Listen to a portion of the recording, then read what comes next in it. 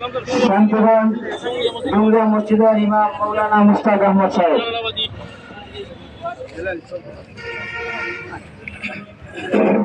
আসসালামু আলাইকুম ওয়া রাহমাতুল্লাহি ওয়া বারাকাতুহু।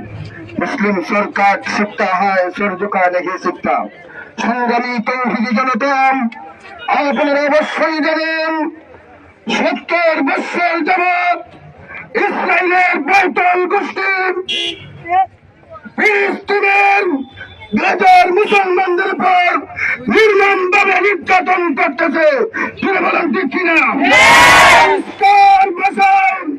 সেই ফিলিস্তিনের ইসরায়েলি ইহুদি বাইতুলদেরকে বলে দিতে চাই, তোমরা যদি তোমাদের সেই আচরণ বন্ধ না করো, তাহলে গোটা বিশ্বের সমস্ত তৌহিদি জনতা তোমাদের বিরুদ্ধে যুদ্ধ ঘোষণা করবে।